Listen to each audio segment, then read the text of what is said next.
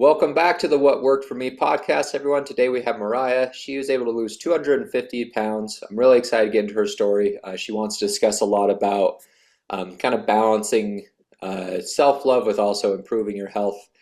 And so, Mariah, thanks for coming on the show today. Is there anything else you'd like Sure. to introduce yourself with? Nope, I think I think that's pretty good. Okay, all right. So I had a chance to talk with you before we got started, and it sounds like you got up above 400 pounds, not quite to about 450.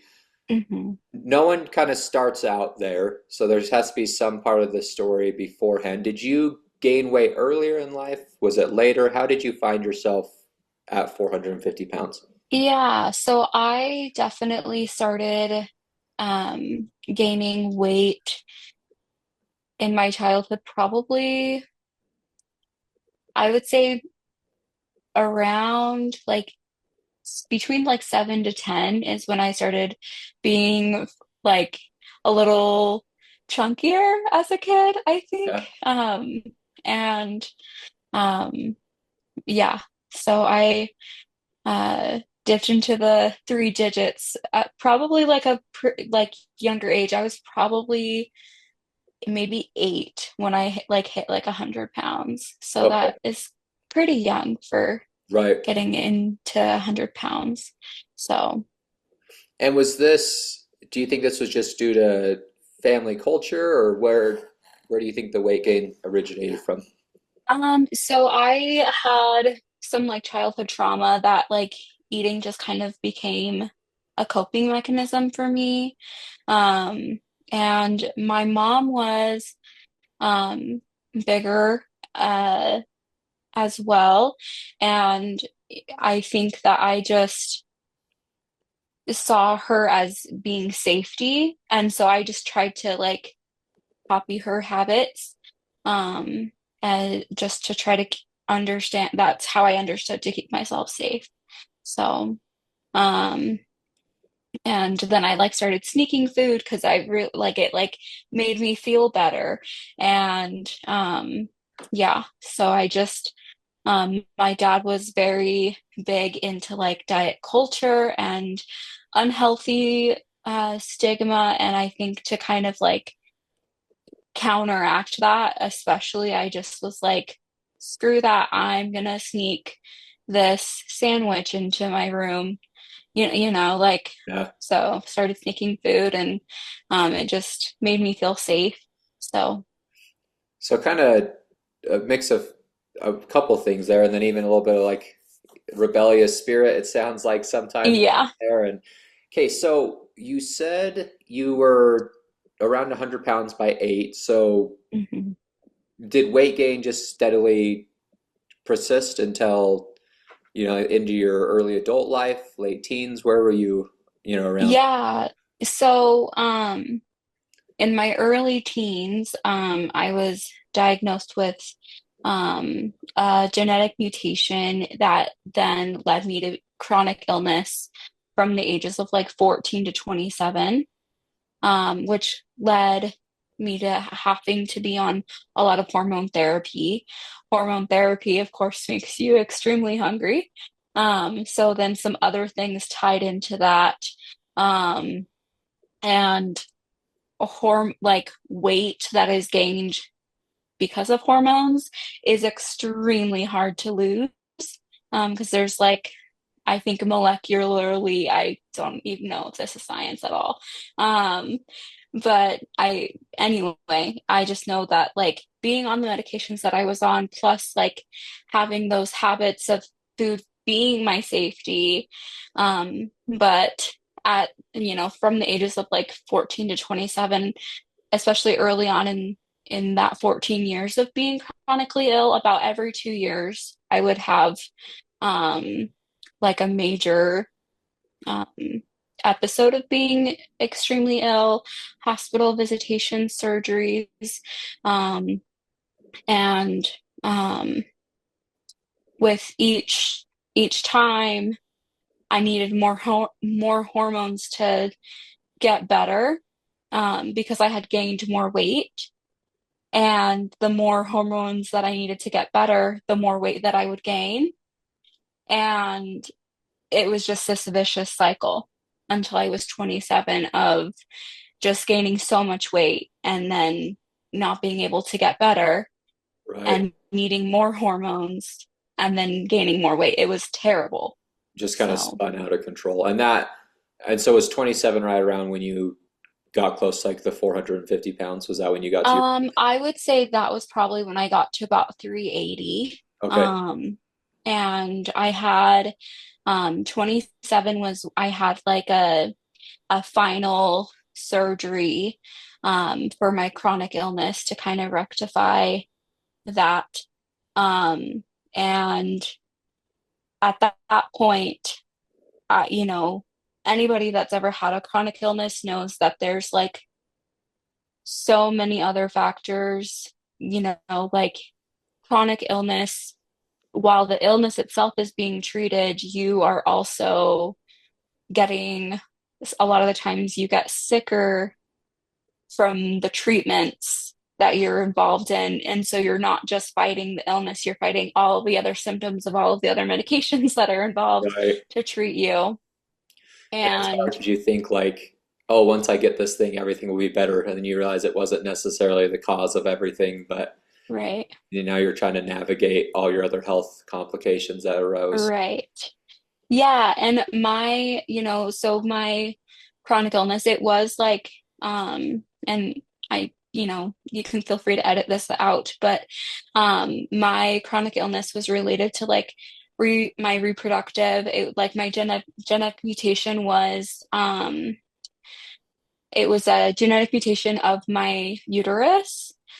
Which I'm totally open about talking about this because I also think that reproductive health is extremely Right. stigmatized.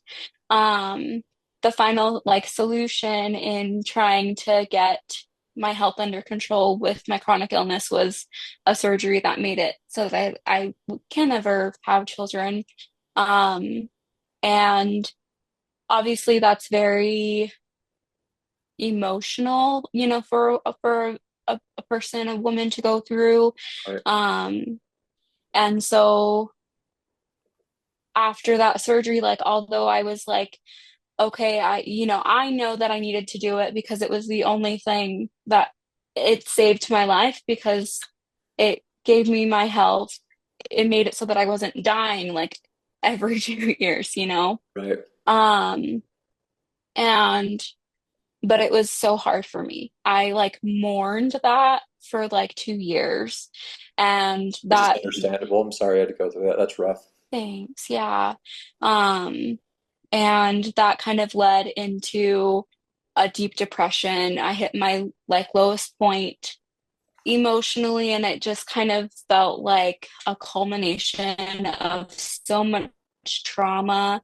Um, And, that's when the pandemic was going on. Everybody was staying at home. My younger brother was living with me, and because of the pandemic had been was laid off. And so I was supporting us with not a very great salary. And it was so hard. And my health just plummeted. And then at that point, and I was like still mourning my own like sadness of what my life was going to look like. um and so at that point I hit my heaviest point. Yeah. Sorry you went through all that. That sounds terrible. So Yeah, it sounds like you kind of hit a crossroads where everything's kind of falling apart. And yeah, sometimes rock bottom's the best place to kind of build from and make a change. So yeah. at that point, is that when you decided, okay, I think weight loss is going to be the solution? Did you jump immediately to bariatric surgery? What did that look like? So I started falling asleep like just out of the blue, and I didn't even realize that I was falling asleep. Some of my coworkers had noticed that I would be asleep at my desk, which is so crazy because I have no recollection of these moments. And it just all kind of like came to a head really quickly and really kind of scary. Um, I would be like on the phone with my mom, and my mom would be like, "Hey, you were just asleep." And I'd be like, what are you talking? What? No, I wasn't, Yeah. and my brother would be talking to me and I would fall asleep. And he'd be like, hey, and which was so scary because I like, even now, even though that I know that it happened, I like don't even remember it, which is terrifying. And so I was at the doctor's because um, my manager and the chief of staff one day pulled me into a meeting, and they were like, hey, like, we need to talk to you. And, they kind of sat me down. They're like, you're not in trouble. We're a little bit concerned. A couple people in the office have said that you're falling asleep. Um, and we're just a little bit concerned. And my mom and my family had like just talked about it with me like a few days prior. And I finally was like, okay, I think that I'm a little bit scared. Yeah. Like, you know, and so my mom was like, okay, let's help find you a doctor. Like we'll get you an appointment. And so when my job talked to me about it, I was like, okay, thank you so much. I'm actually really scared right now. I don't know what's happening. Um, and so I was like, but I already have an appointment. So I went to the doctor. I let them know what was going on. They ordered a sleep study. I went in, came home from the sleep study the next morning. And before I even got home, oxygen was being delivered to my house. And I got this call from Intermountain Home Care and Hospice. And I was like, hospice? Like, am I dying? Like, I was like That's not the best terrified. bedside manner. They could Right. have. Like, and anyway, they like are delivering oxygen to my house. And I like, then my doctor called me and was like, hey, so we're going to be delivering some oxygen. I was like, yeah, and he's like, you're actually my worst patient right now. You have severe obstructive sleep apnea. Right. And I basically in my sleep, my heart was stopping about every 20 seconds. Wow. I was having 195 occurrences in an hour, which is every 20 seconds. Yeah. And my oxygen levels were getting down to 30, no, 43%, Holy which cow. which is Mount Everest. So Yeah. I never need to climb Mount Everest. You did it. You know what it feels like. Yes. So, that was carrying into my awake state where like I, because of how poor my sleep was, I was literally passing out during the day. And so for like the next 2 years, I couldn't drive. It like completely changed my life. I was on oxygen therapy. I was the first night that I slept with the CPAP on, like the morning I woke up and I was like, oh my God, like I actually slept and it was I can amazing. breathe. I can I breathe. can breathe. Yeah.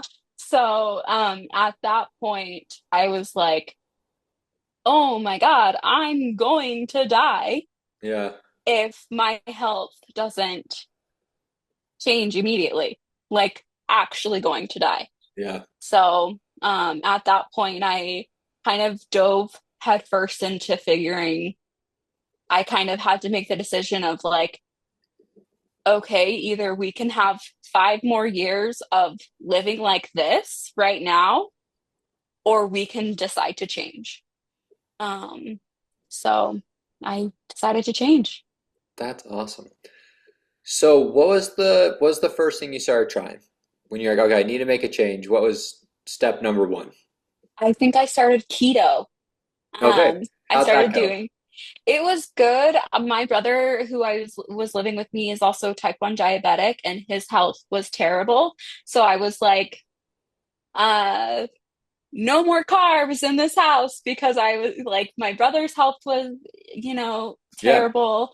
And like at that point had also been diagnosed with type 2 diabetes, high blood pressure, all of those things. I Right. I'm had, sure that yeah. all the metabolic syndrome type stuff. Yep. Yep. Yeah. And so we just kept looking up all these like keto, um, low glycemic Low index glycemic. food. Thank you. Foods, and we were just trying to get our sugars down.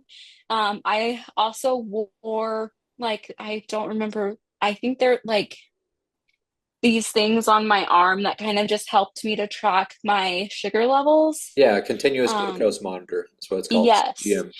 And that was really helpful for me because then I was able to see, like, oh, this is what my breakfast does for me. And oh, I'm getting like cranky and lightheaded. Oh, I haven't eaten since 5 p.m. yesterday. And like that, I started meeting with a nutritionist and a dietitian.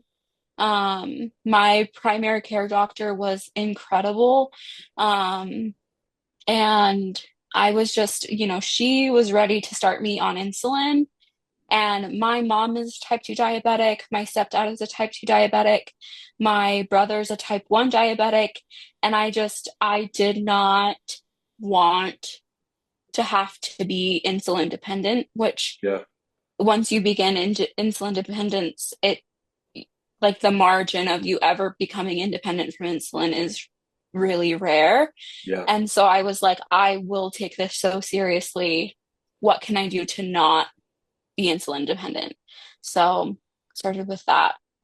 So you start with keto. What were some of the results you saw? Were you losing weight? Were you feeling better? What was going on?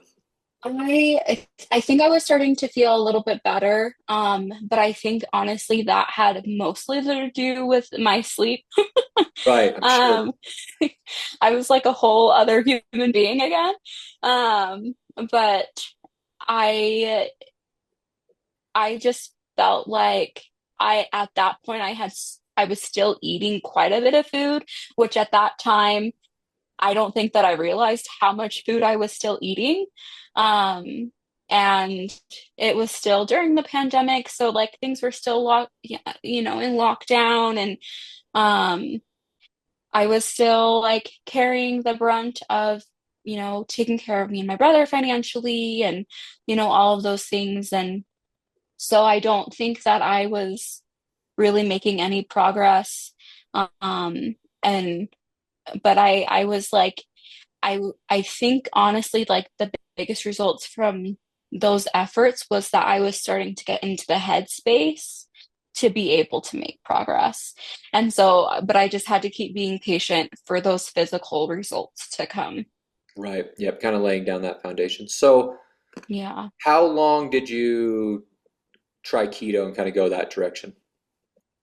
I would probably say about 8 to 9 months before I like really started seeing like Results. even like 10 pounds, or because like especially when you're that heavy, I feel like it's easy to lose weight, but for it to stay off, like I would just go back and forth constantly. Right. Which is, I'm Mhm. sure that, because that can be a thing sometimes with keto, right? Because if you reintroduce carbs at all, then you Yes, bounce back up. So it kind of rode that up and down for a little bit. So after totally. 9 months, you start losing weight. Hmm. How much weight did you lose before you decided to go do bariatric surgery? I had lost about 50 pounds before my bariatric surgery. Great. So that's a lot. Really good. Yeah, I'm sure that made getting into the surgery easier because they want to see some weight loss beforehand. So totally. Yeah, and that process was really interesting. So my work insurance didn't cover bariatric surgery. And I had even gone um through the route of like doing appeals and everything with my insurance. And one day I was on the phone with an insurance writer at my office, and or excuse me, with my insurance. And they're like, I'm going to be completely honest with you. No matter how many appeals you submit, no matter how many doctors' notes you have, your work your has signed like their coverage will not cover this. oh, okay. Like, It excluded it. yes. And so I was like, well, then what do I do? Like, all of my doctors say that I need this. Yeah, And they're like, go to your employer. Like, tell them you know. So at the time I worked at Salt Lake County. And um, so I worked in the mayor's office. And so I talked to my supervisor, who talked to the chief of staff and told her they knew about my health yeah, issues and things like that, and very open office. And The mayor had recently talked to the chief of staff at the time and said, I'm wanting to work on some more inclusive insurance policies for our employees.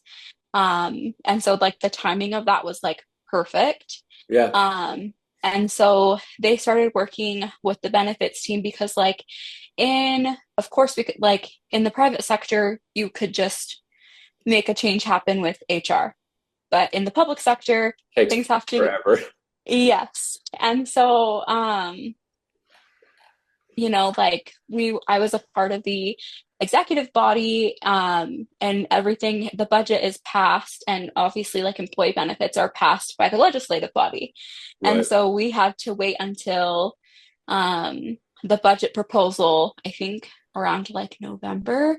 But like anyway, so like for months and months we're like gearing up for this like budget proposal with these expanded more inclusive health benefits.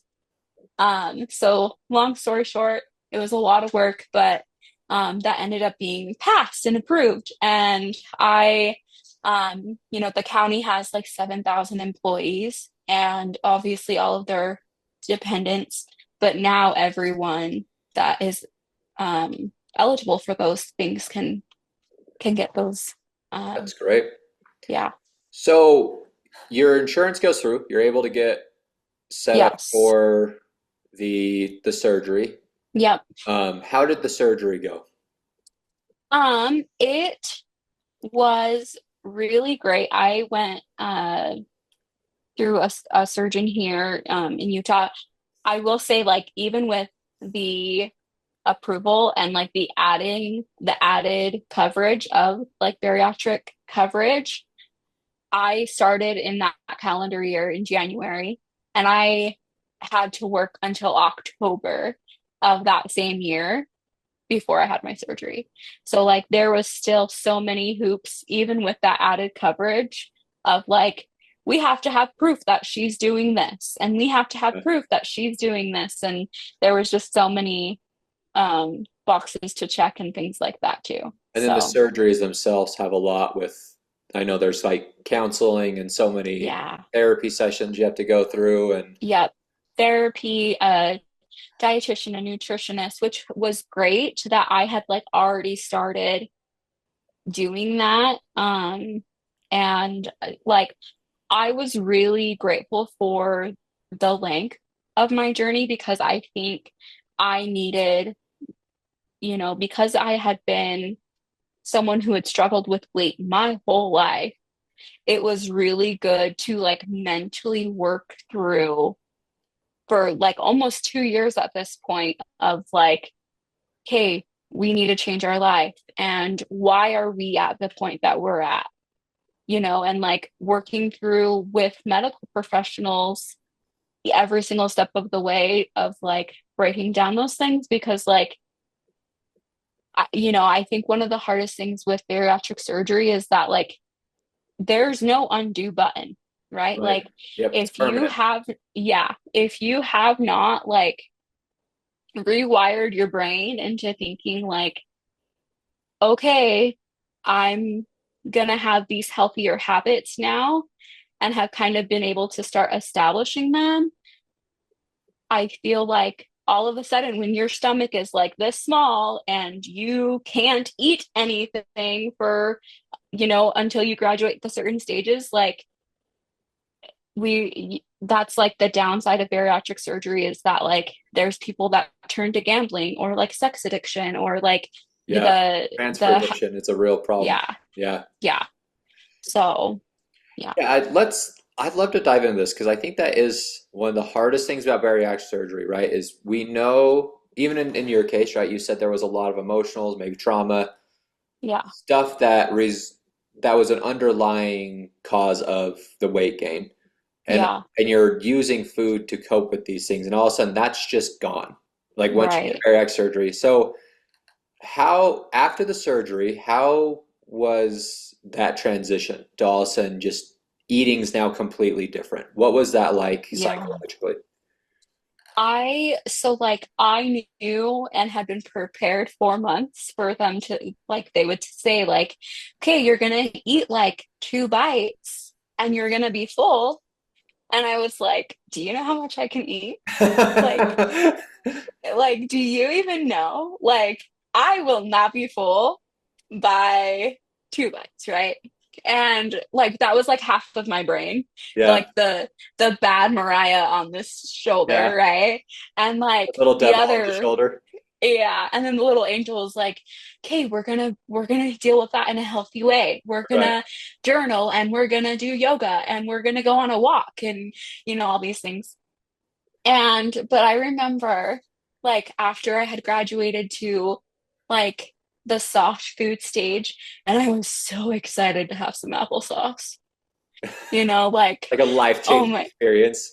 oh my gosh. Well, I like after my surgery, like the first 10 days after my surgery were terrible. I regretted having the surgery for the first 10 days because I had to stay an extra night in the hospital because I couldn't keep any fluids down.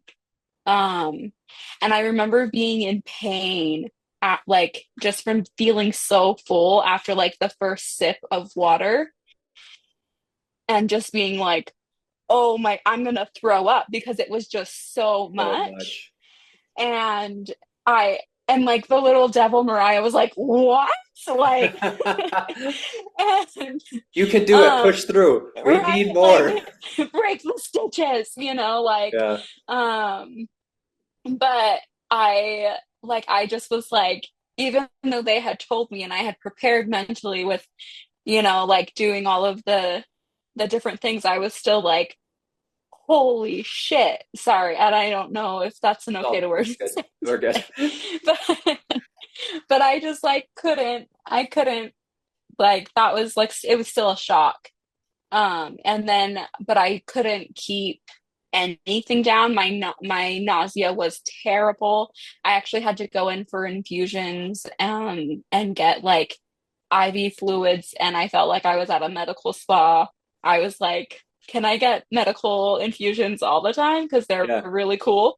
But I like after about 3 sessions of those, I the nausea was gone. And then I was like able to start doing like popsicles and applesauce and things like that, which was so great, but also um so like it just felt so surreal at the same time still because I couldn't believe that okay, so like in the first month, because like you have your pre-op diet, which is typically 2 weeks pre-op of like liquid diet and like a cottage cheese or a yogurt like once a day for two Yeah. weeks. And so by the time I was able to have some applesauce, it had been like a month Yeah. of not having like a meal, Yeah. um, you know, um, which is the closest to Jesus I've ever been, fasting for basically Yeah. 40 days. Right. So, but like feeling full off of like a spoon of applesauce was crazy. But also like I felt full. And so the hormones in my stomach told my brain, like, okay, we are full, Yeah. and so like, but like I was still like, but are we, Yeah. and but Yeah. you are, and so like it is like a automatic shift, and I do appreciate that the hormones tell your body that you're not hungry, Yeah. but like you're the hardest thing is your brain just being Trying to like, make sense of it. Yeah. And so what, because now all of a sudden you're in this position where, a little bit of applesauce makes you full. I'm Yeah. sure there's not quite the same amount of satisfaction from emotional eating from one spoonful of applesauce compared to something Yeah. else. So what did you have to do to replace? Because earlier you said, hey, like I would turn to food for comfort or for safety, Yeah.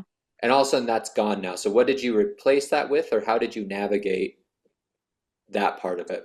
I think at that point, like the results had started coming, like within that first month.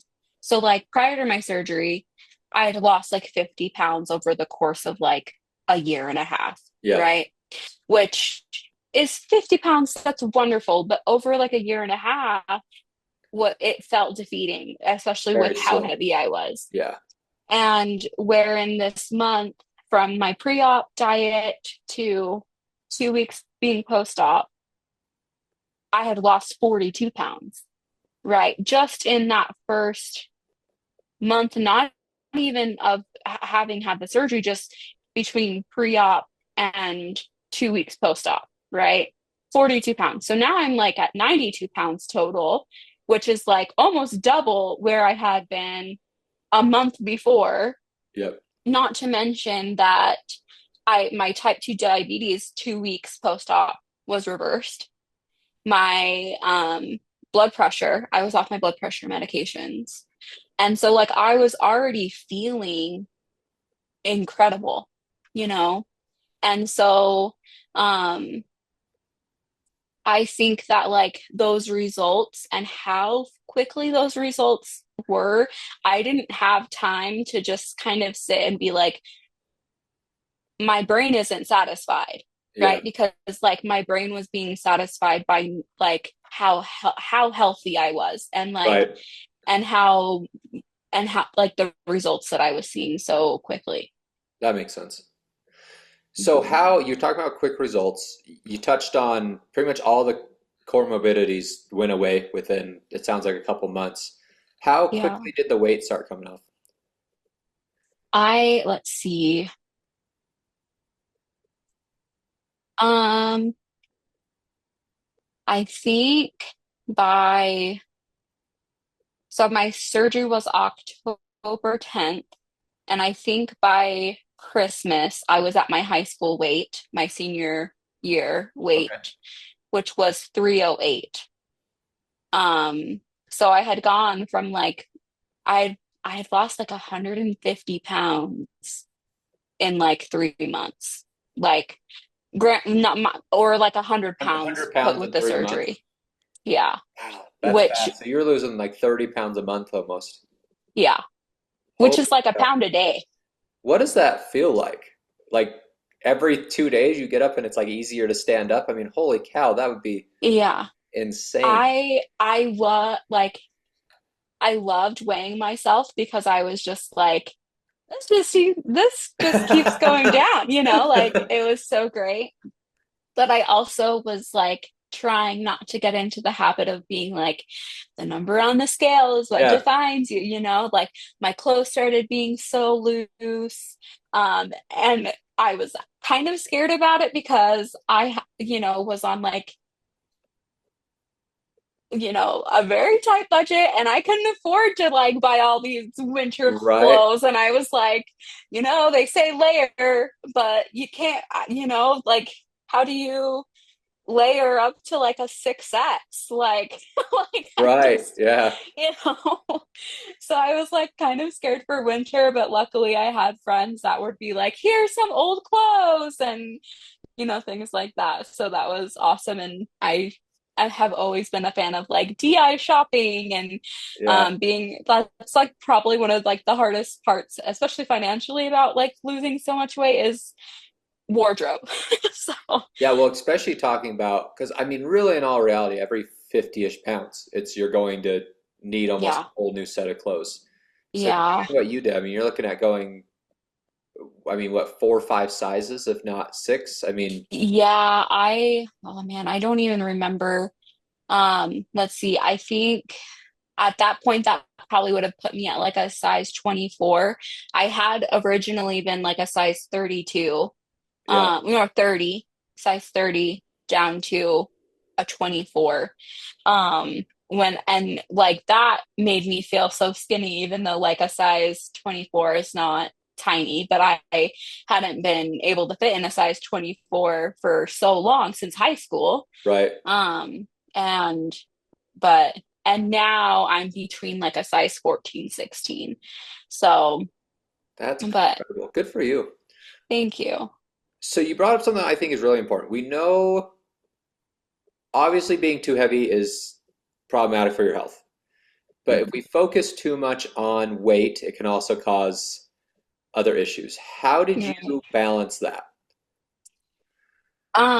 I really like um I have not, and I in fact at like my first year post-op with my doctor, Dr. Polk, I was like, should I be setting like a goal weight? And he's like, do you want to?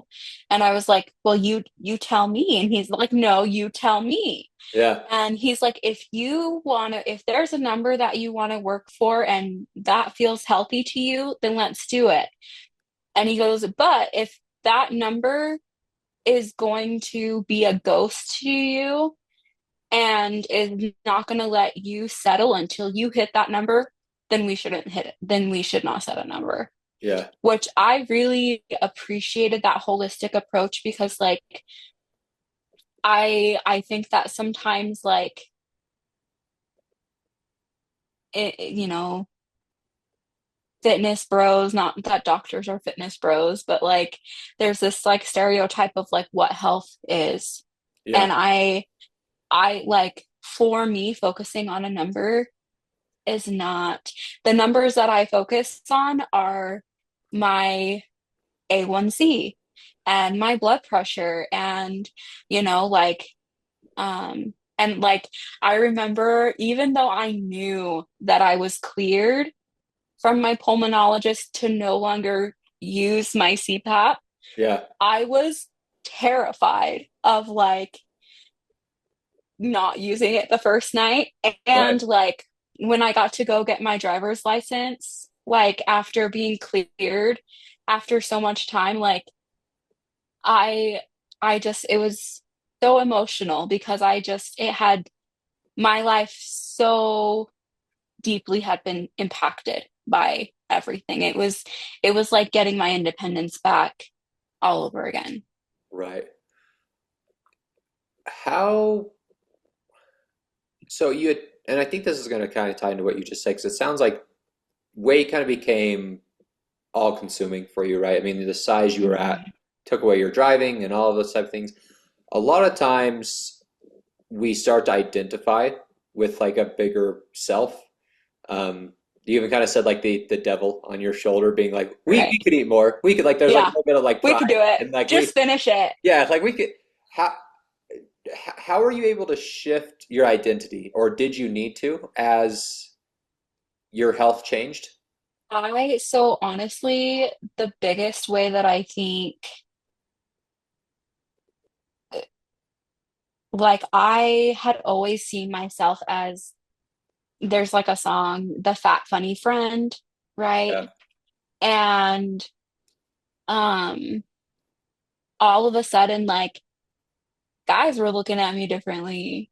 there you go. And, like, I would walk into a store and not have to go to the plus size section, or, like, just like everything about my life was like changing.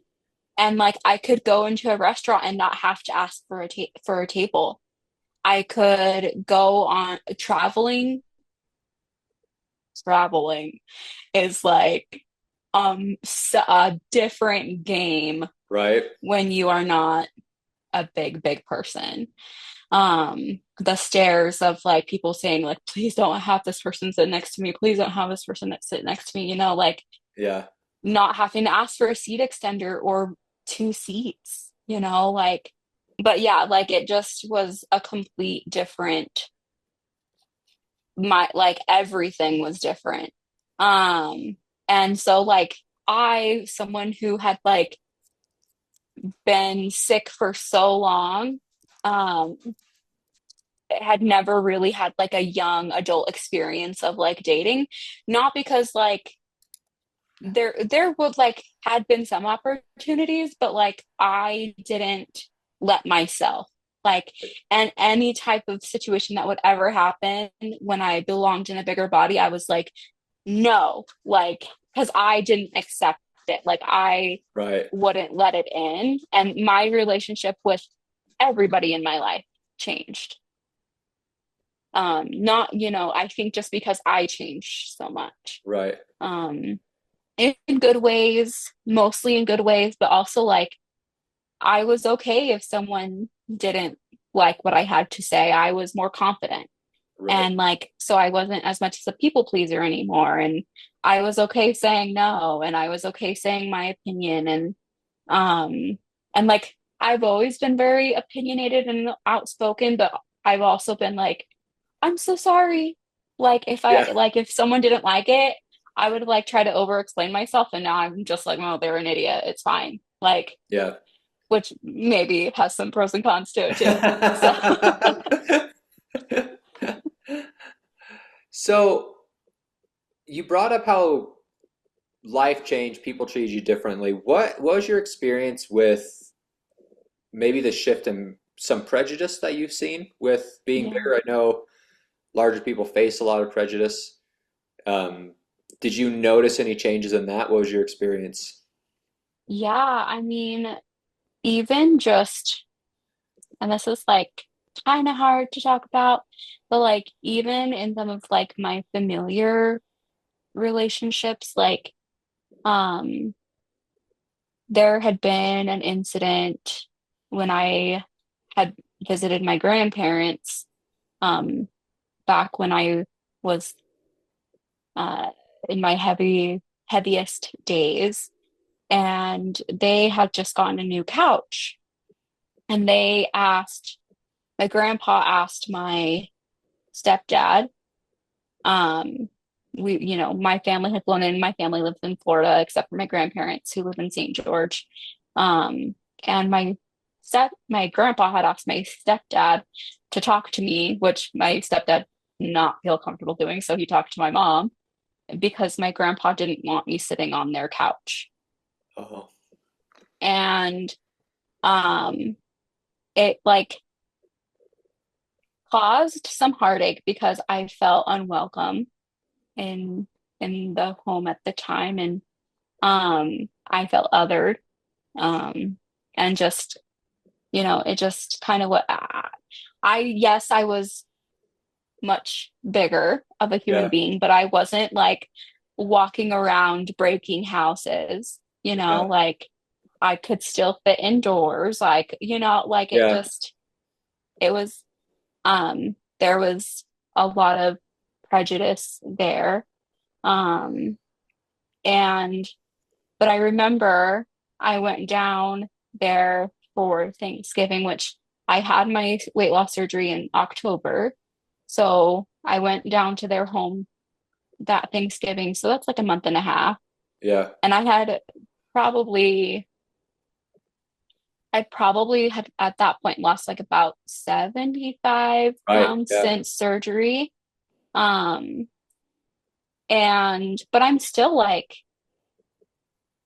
probably still like 340 at that point,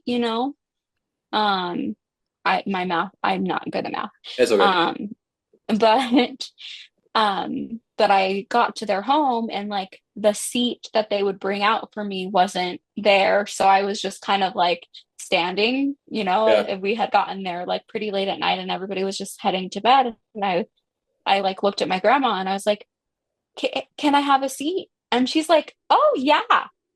Almost just kind of like pretend, almost kind of like pretending that It there did hadn't happen. been this thing. And they knew, because my mom ended up talking to them about it, like they knew how much that situation had like really hurt me. Um and so like my grandma's of the generation where you don't talk about uncomfortable things. Yeah. And, but I like had lost an acceptable amount of weight to be able to sit on their couch at that point. And then there's like this family tradition where like every morning when you first get to grandma's house, my grandma makes buttermilk pancakes, and they are the best buttermilk pancakes in the entire world. I Yeah. have dreamt about them. They're delicious. And so she made some pancakes, and I just had like one that was like this big, like, Yeah. still couldn't eat a ton at that point, you know, especially like uh where like bariatric people have to uh prioritize like protein first, right? Like um anyway, so like a pancake isn't priority. Yeah. But like tradition, right? So I had like a little pancake, and my grandma was making more, and she's like, should I make some more? And I was like, no, I'm good. And my grandpa started clapping at the breakfast table. And I just kind of like looked at him. And then like after breakfast, I like walked back into my room and I just started crying. Yeah. And because like, I, as someone who had been a bigger girl like my whole life, I know that people are assholes, right? Like I had been through that. And I knew that people were going to be nicer to me, but I didn't expect it to be my family. Yeah. And I didn't expect it to hurt so bad, knowing how mean and hated the bigger version of myself was, even from someone that I loved so much. Yeah. So it was really painful. Um, and that's been kind of tough to navigate. How, because you talked about like a lot of the good things kept you going, and then Yeah. obviously we're kind of talking about some of the bad things. How are you able to stay in a positive mindset after stuff like that happening and keep going? I had to just remember why I was going through all of this, right? Like, I loved the girl that I was, right? Like, I loved that girl. She would do anything for anyone ever, right? She advocated for people no matter what. She would always give someone a dollar in the street that was asking for a dollar, or she didn't have a dollar. She'd walk with them to the nearest gas station or the store, or bring them out McDonald's, or, whatever. Even when she couldn't afford to buy McDonald's for herself. Right. Um, it like makes me emotional because like that girl, that girl was salt of the earth. Yeah. Um, but I had a moment, ironically, it was also during the same St. George trip that the couch incident happened, where my niece had come um, into my room, and I was like doing I was taking my blood pressure because I um, was monitoring my blood pressure a couple times a day at that point. And she was probably like 3 years old, close to about 3 years old at this point. She associated blood pressure tests with my sister, her mom, being pregnant. Because when my sister is pregnant, she has to monitor her blood pressure. Right. Um, and so she came and she got in my lap, and she just was like, sitting, and I was like, shh, I have to be quiet while I do this. Yeah. And she like, well, was watching me and was so patient. And then when it was done, she turned around and like was facing me while still sitting in my lap. And she goes, is Raya having a baby? And I just immediately start crying because she is so innocent and so sweet. And I understood why her brain connected the two Yep. things, but I can't, right? Like, Yeah. and so my heart broke. because she so innocently is is asking me this, and that's what I want the most in this life. And I just was already emotional because of the couch situation, and I just Right. was like, I just, just while I was crying, and she like had her hands on my face, and I was like, no, sweetie, Raya's not having a baby. Raya's sick. Yeah. And she just looked at me and she goes, I don't want you to be sick, Raya. And like that is like the moment that in the hardest moments, or like facing prejudice or cruelty and meanness, is my why, right? This little girl who my niece and nephews are everything to me. And um, I started thinking about what their life would look like if they lost an adult that they love. And so they kind of became my reason of like taking care of myself, right? Like fighting for myself because of how much I love them. And so, like, and as I fought for them, eventually I just was fighting for me, because I started to gain trust in myself when I would start seeing results and making those commitments with myself every day. I like um and so like my life has transformed, not just because I've lost weight, right? Like chronic illness took me out of college twice, and now I'm back in school. I started going back to school in spring of 23, just part-time at night after working full-time hours, right? Because I had already made the commitment to myself of like that I could do hard things, right? Being on this journey. And so like I'm going to be graduating with my associates after so long, after having to drop out of college twice this next spring, and I'm in the honors program. And like my life has transformed in so many different ways as I've gotten healthier, but not just because of the weight loss, right? Like my life has transformed because I trust myself now, because I believe in myself now. I believe that I deserve a good, beautiful life. Um, and so, like, when people are cruel and nasty and don't understand, um, I know that that's a reflection of their own pain and not of me. Right. And so I just, as much as I don't want to, and sometimes I rage, like,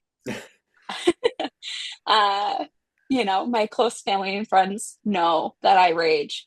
But at the end of the day, like, I've learned that people's cruelty is about them, and it's never about who they're being cruel to. Right.